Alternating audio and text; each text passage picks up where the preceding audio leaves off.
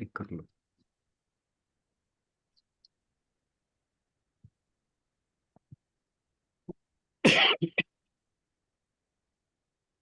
ओम वसुदेव सुतं देवं कंस चाणूरमर्दनम देवकी परमानंदम कृष्णं वंदे जगद्गुरुम।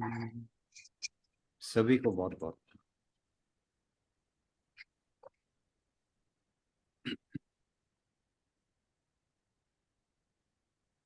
हमने कल श्लोक नंबर 5 किया था।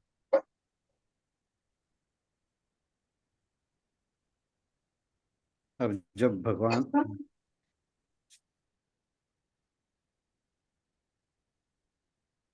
सभी लोग प्लीज म्यूट कर लें अपना। सुनीता बहन जी आपका अनम्यूट है।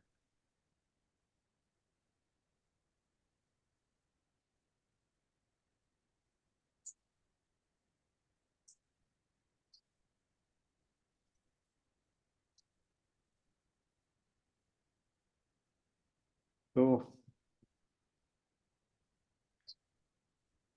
जब अर्जुन ने इच्छा जाहिर की कि भगवान मुझे आप अपने विश्व रूप का दर्शन कराइए, लेकिन साथ ही उसने यह भी कह दिया कि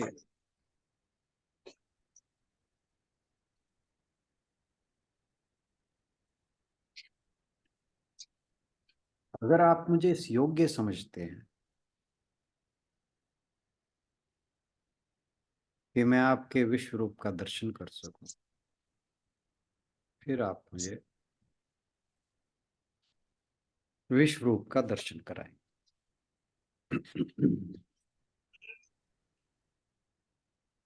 तो जब भगवान ने अर्जुन की ये बातें सुनी तो भगवान अर्जुन से कहते हैं कि हे पृथानंदन, पश्य में पार्थ रूपाणी शतशोथ सहर्ष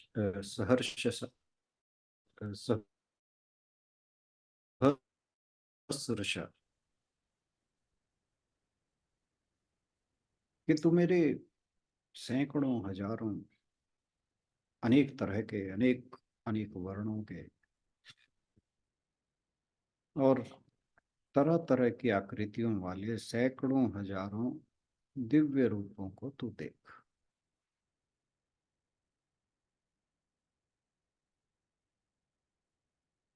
अब अर्जुन जो है, भगवान ने उसकी इच्छा पूरी करनी शुरू कर।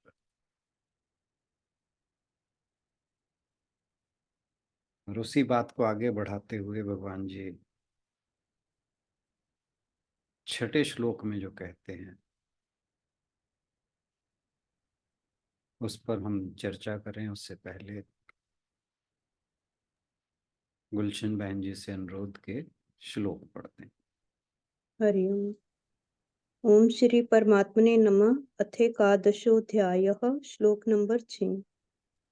पश्येआदित्यान् वसून् रुद्रान् अश्विनो मरुतस्तथा बहून्यदृष्टपूर्वाणि पश्ये आश्चर्याणि भारत। इसमें भगवान कह रहे हैं कि हे भरतवर्षी अर्जुन, मुझ में आदित्यों को अर्थात अदिति के 12 पुत्रों को, 8 वसुओं को, एकादश रुद्रों को, दोनों अश्विनी कुमारों को और 49 मरुदगणों को देख, तथा और भी बहुत से पहले ना देखे हुए आश्चर्य में रूपों को देख। तो भगवान श्री कृष्ण जो है, जो उन्होंने अर्जुन को अपने विश्व रूप के बारे में बताना शुरू किया, उसका वर्णन जारी रखते हैं। इस श्लोक में भगवान अर्जुन को भारत कहते हैं। भारत कहकर संबोधित करते हैं। पश्चाचर पश्चाश्च पश्चाश्चर्याणि भारत। या और भी जो बहुत से आश्चर्य हैं उनको हे भारत तुम देखो। भारत हम समझते हैं कि उन्हें क्यों कहा था कि राजा भरश के वंशज। लेकिन इसका एक और भी अर्थ, भा प्रकाश को भी कहते हैं। तो प्रकाश में रत, उसे भारत कहते हैं। यानी जिसने उस प्रकाश को जान लिया है। तो भगवान कहते हैं कि जो आदित्य हैं, सभी सूर्यदेव, माता अदिति के पुत्र, आठों वसु, 11 पवन देव, 11 रुद्र, शिव के 11 रूप, 2 अश्विनी कुमार और सभी मारुतों। यहाँ पे भगवान जी ने उनका नंबर नहीं बताया। ये पहले वो बता चुके हैं कि 10वें अध्याय में जब वो अपनी महिमा का वर्णन कर रहे थे, अपने वैभव का वर्णन कर रहे थे, विभूतियों का वर्णन कर रहे थे, तो वहां उन्होंने इन सब का नाम लिया था।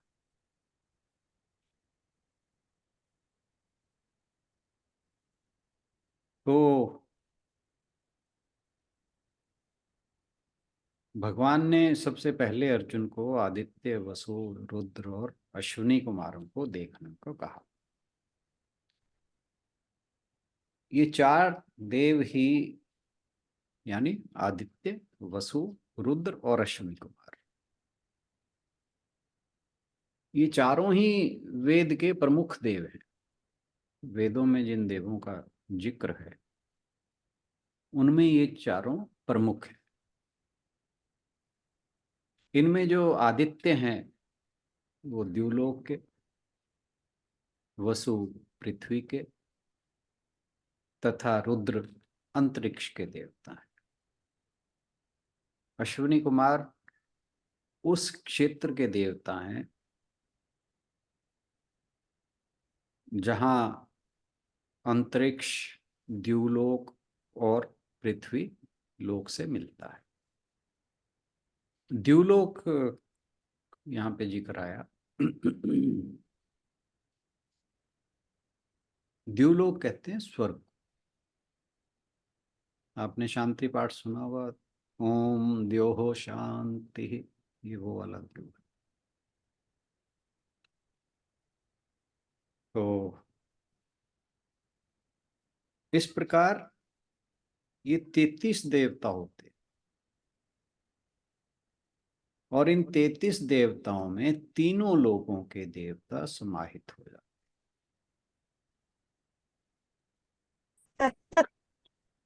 इसने देना वो भी मतलब। तो यहाँ पर बात जो है वो, जो कई जगह आता है ना 33 करोड़ देवता, व्हाट्सएप पे भी बहुत बार आ लिया अब तो कि 33 करोड़ नहीं है, वो 33 कोटि, कोटि मीन्स प्रकार के देवता हैं। तो ये हैं वो 33 प्रकार के देवता, और इनमें सभी देवता समाहित हो जाते।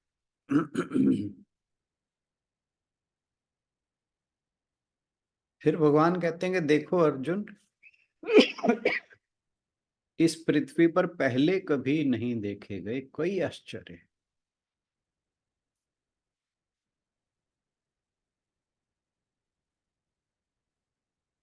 हम व्यक्त ब्रह्मांड को देख सकते हैं जो हमारे सामने हमें दिखाई देता है।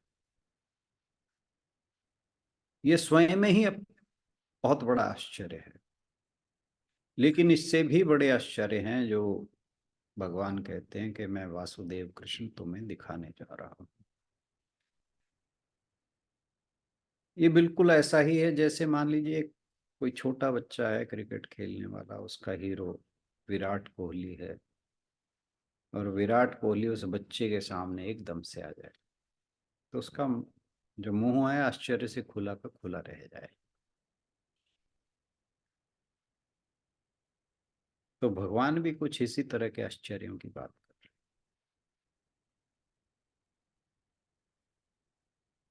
पहले आपको ध्यान होगा भगवान जी ने कहा कि रुद्रों में मैं शिव हूं, तो वहां भगवान जी जो सभी रुद्रों में विशेष हैं उनके बारे में बताते हैं कि ये मेरी विभूति है। आदित्यों में मैं विष्णु हूं, लेकिन यहां वे ऐसा नहीं कह रहे।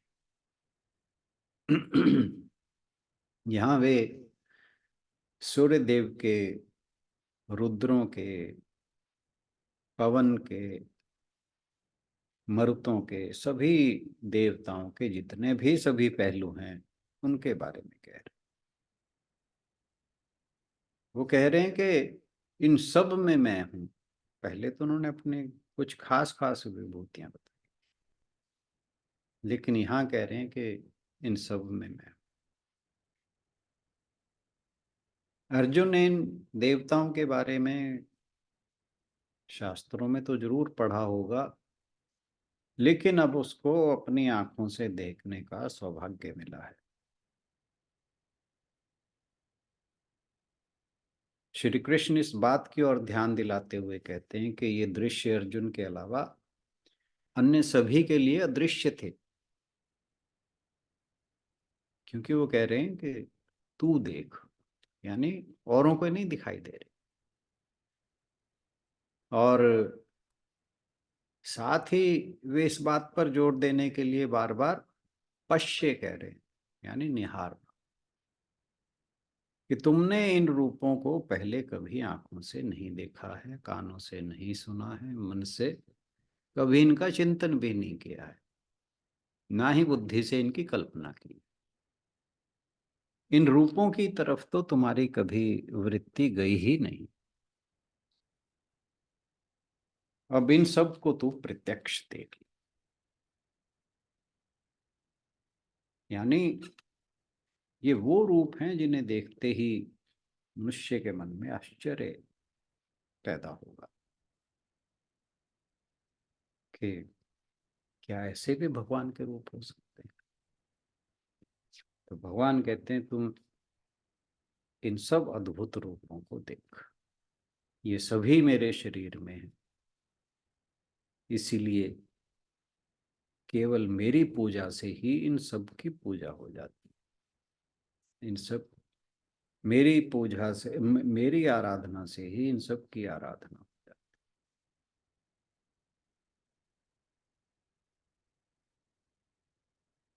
है। तो वो कह रहे हैं कि जो कभी तुम्हें प्रत्यक्ष देखने में इस संसार में रहते हुए नहीं आए, ऐसे बहुत से तरह तरह के आश्चर्यों को तुम देख, और साथ ही ये स्पष्ट भी कर रहे हैं कि ये सब मेरा ही रूप है।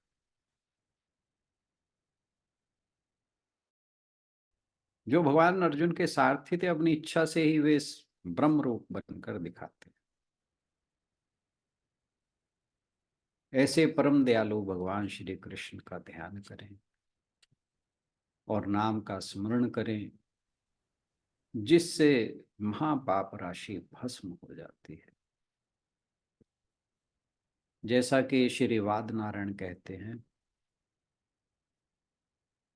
नहीं वाद नारायण नहीं है, वादारण्य, वादारायण, वादारायण। ये ऋषि हुए हैं क्या, मेरे को ध्यान नहीं रहे, अगली बार बताऊंगा। वो कहते हैं कि कृष्णेति द्वय अक्षरम नाम यस्य वाची परवर्तते भस्मी भवन्ति तस्याशु महापातक राश्य। यानी अन्य व्यसनों की भांति ही, व्यसन मतलब एडिक्शंस, जिस चीज की हमें आदत पड़ी होती है, लत लगी होती है, कहते हैं अन्य व्यसनों की भांति ही हमें भगवान के नाम का उच्चारण भी अपना व्यसन बना लेना चाहिए, जिससे कि जो हमारे द्वारा किए गए पाप हैं उनकी भी राशि नष्ट हो जाती है। तो यहाँ बताए गए अनेक नामों का वर्णन पिछले अध्यायों में किया जा सकता है, किया जा चुका है, लेकिन एक नया नाम जो आया है यहाँ पे वो अश्विनी कुमारों का आया है। ये सूर्य देव के दो पुत्र माने जाते हैं जिनके मुंह अश्व के हैं, इसीलिए इनका नाम अश्विनी कुमार है। ये देवताओं के वैद्य कहे जाते हैं। किसी और जगह उन्हें उषा काल यानी मॉर्निंग और संध्या काल इवनिंग का प्रतीक माना गया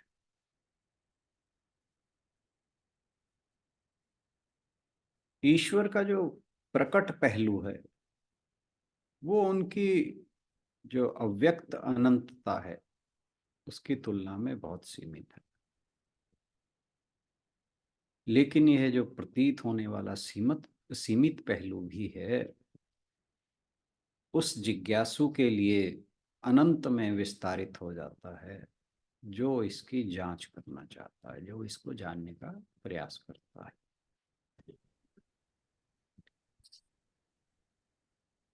सौर मंडल या तारकीय यानी तारों की जो प्रणालियां हैं उनकी विशालता, परमाणु की रचना में अनंत में घटती सूक्ष्मता, यानी जब हम परमाणु की बात करते हैं तो सूक्ष्मता की बात आ जाती, और जब हम तारों या सौर मंडल या आकाश गंगाओं की बात करते हैं तो विशालता की बात आ जाती। ये मनुष्य को ब्रह्मांड की संरचना पर आश्चर्यचकित करने के लिए पर्याप्त है। इन्हीं रूपों में से जब किसी एक रूप की दृष्टि खुलती है तब आदित्य आदि 12 सूर्य उत्पन्न होते हैं। पर यही दृष्टि जब बंद हो जाती है तब वे सब आदित्य एकत्र होकर लीन हो जाते हैं। इन रूपों के मुख से उष्ण श्वास से जो सर्वत्र ज्वाला ही ज्वाला हो जाती है,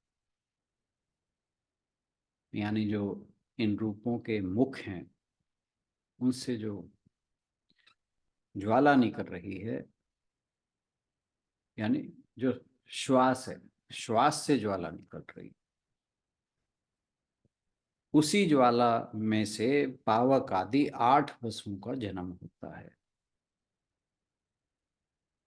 और इन स्वरूपों की तिरछी भौहों के सिर जब क्रोध के कारण आपस में मिलने लगते हैं,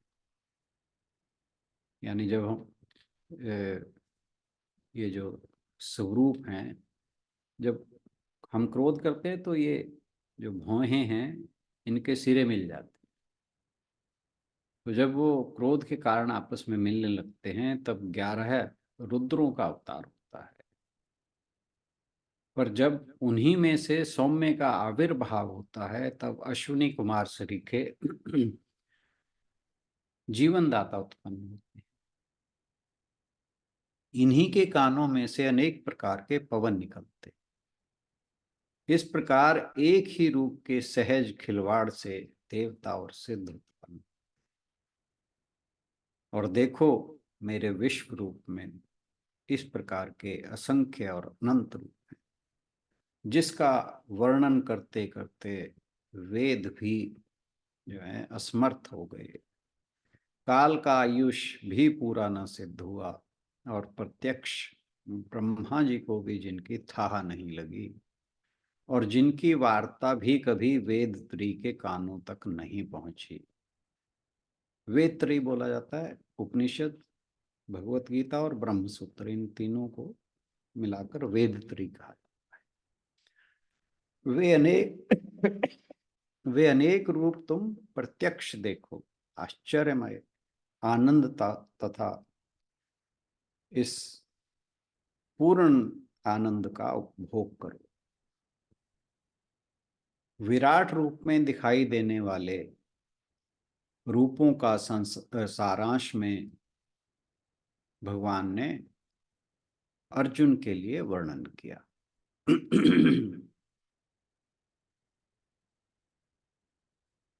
जो संत ज्ञानेश्वर है वो इस बात को अपने अंदाज में क्या कहते हैं उसकी बात हम करते हैं कि इन्हीं रूपों में से जब किसी एक रूप की दृष्टि खुलती है, ये आ गया। ठीक है। तो विराट रूप में दिखाई देने वाले रूपों का सारांश में वर्णन कर भगवान श्री कृष्ण ने अपने शिष्य अर्जुन की जिज्ञासा को और अधिक बढ़ा दिया है। इसलिए वह जानना चाहता है कि इन रूपों को वह कहाँ देखे। तो इस पर बात अगले श्लोक में हम करेंगे। आज के लिए इतना ही। बहुत बहुत धन्यवाद। Thank you everyone. ये आकृतियां और रूप मतलब कोई सा भी जो भगवान के अंदर दिखाई दे रहा है, कोई वही उसी की बात कर रहे हैं, किसी एक एक जने की, जैसे कह रहे हैं ना, कोई आकृति काला शेप कोई की बात पीला। होगी, रूप जो है, हाँ, सब कुछ एक की बात। तरह तरह के रूप दिखाई दे रहे हैं, तरह तरह की शेप दिखाई दे रही है, वो सब उसकी ही बात कर रहे हैं।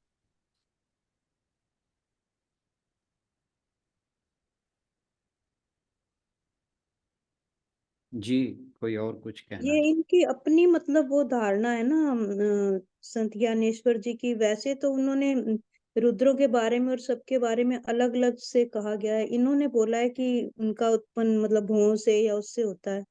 ये सत्य है या इनकी अपनी वो है, विचारधारा है? बस किसी भी चीज के बारे में सत्य कह देना तो बड़ा मुश्किल है ना। क्योंकि हमारे शास्त्रों में जो कुछ भी कहा गया है वो ऋषियों के अपने अनुभव है। अब उसकी सत्यता तो प्रमाणित ऋषि मुनि कर सकते हैं। हम तो, हमें अगर अब उनमें श्रद्धा है तो हम मान लेंगे, नहीं श्रद्धा है तो हम क्वेश्चन मार्क को लगाते रहेंगे। सही है। क्योंकि कहीं ना कहीं से तो इन हमें चीजों की उत्पत्ति हुई ही है ना। स्वामी राम सुखदास जी कहते हैं कि जो चीज जानने में ना आए उसे मान लो, एक दिन वो जानने में भी आ जाएगी।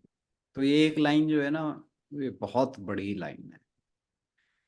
तो जो भक्त हैं, जो आस्तिक हैं, उनके लिए एक ये कहिए कि लाइट हाउस है ये एक लाइन ही। तो हमें किसी भी बात पर क्वेश्चन करना ठीक नहीं। क्या पता कभी हमारा अनुभव हो तो हो सकता है सब कुछ ऐसे ही दिखाई दे। हम्म।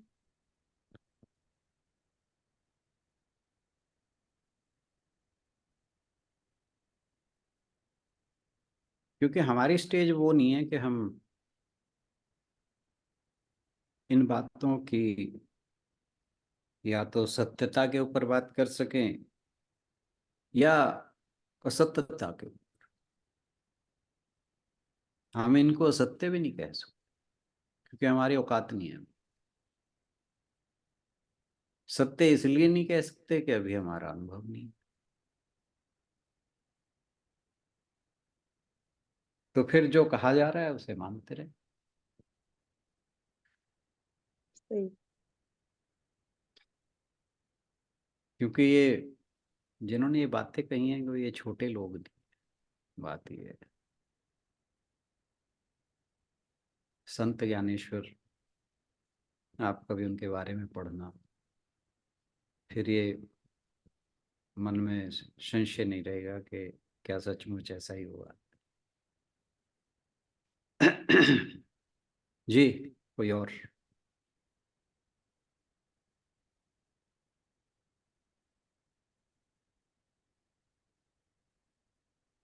करें जी समापन? हाँ जी, अगर किसी ने कुछ कहना है तो ठीक है, नहीं तो फिर हाँ जी, हाँ जी। ओम पूर्णमदः पूर्णमिदं पूर्णात् पूर्णमुदच्यते पूर्णस्य पूर्णमादाय पूर्णमेवावशिष्यते। ओम शांति शांति शांति। हरि ओम। सभी को बहुत बहुत प्रणाम, और आज के सत्संग में आने के लिए बहुत बहुत धन्यवाद। Thank you. गायत्री मंत्र सर,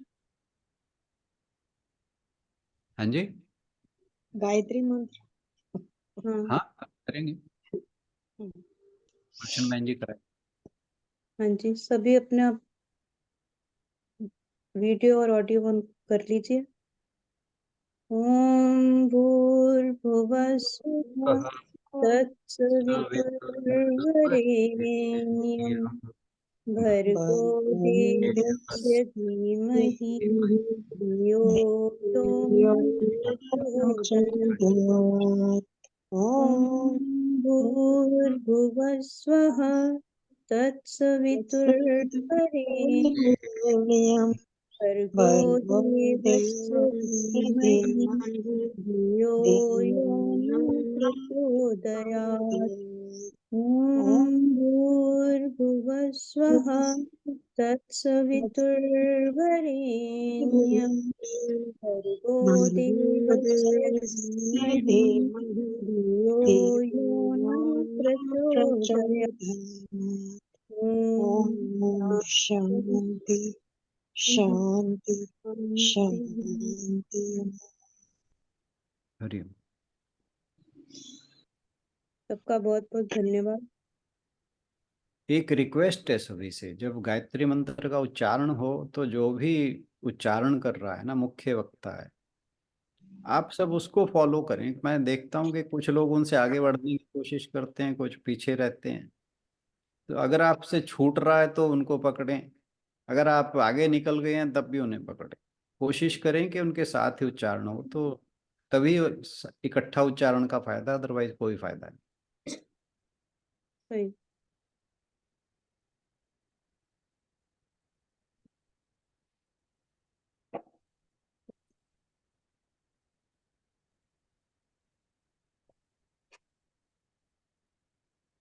रिकॉर्डिंग ऑफ अपने आप हो जाएगी कैसे? हाँ जी, ये तो हम बंद करेंगे तो मेरे ख्याल से हो जानी चाहिए। आशु, आशु जी हैं ऑनलाइन, वो कर लेंगे। हरि ओम।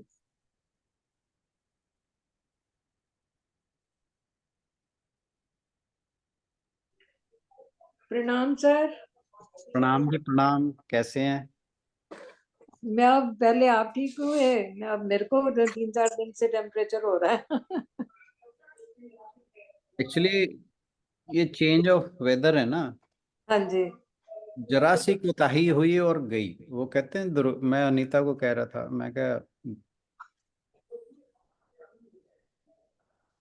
सर, आपकी आवाज नहीं आ रही।